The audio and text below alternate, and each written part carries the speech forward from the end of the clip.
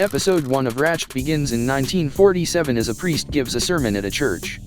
After congregating with the other priests, this man heads upstairs for some alone time. Only, a figure outside lurks in the shadows. Claiming that his car has broken down, he's invited inside. Only, he murders the man and, shortly thereafter, the rest of the priests too. Only, one priest survives and hides under the bed. As we find out later in the series, this man is called Father Andrews. 6 months later, Mildred Ratched drives up toward Lucia. The prior murder is big news, but she doesn't seem fazed.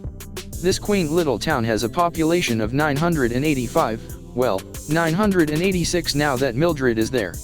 She shows up at the motel and prepares to head into Lucia State Psychiatric Hospital.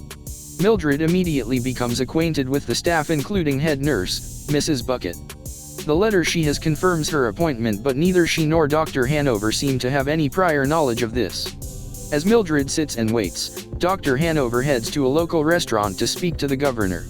He wants to try and get funding for the psychiatric hospital, but unfortunately hits a brick wall. Back at Lucia State, Dr. Hanover invites Mildred in for her interview. As they discuss the human brain and cures, Mildred confirms she wants to cure people too.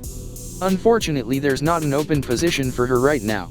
After her meeting, she heads back out and follows up on a nurse called Amelia Emerson. Mildred decides to play dirty and intends to kick this girl out and take the position she has instead. After some convincing, Amelia leaves, and Ratched heads in and takes up her position at Lucia State.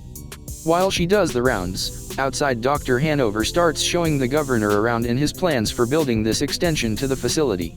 Back inside, an emergency sees Mildred in the spotlight, but mostly thanks to her quick thinking. Mrs. Bucket, however, believes this was an intentional stunt given the convulsing Father Murphy had the wrong medication. Mildred continues her pursuit and speaks to one of the patients, Dario Salvatore. She confirms the harsh truth. He's never getting out the psychiatric hospital alone. Instead, she brings him into Dr. Hanover's office. Once there, he slits his own throat. All of this seems to be a big ploy by Mildred to work her way up the ladder. In the midst of this chaos, Edmund Tollison arrives at the hospital. Mildred heads in to see him and promises not to let him die. The pair clearly know each other, but for now that relationship remains a mystery.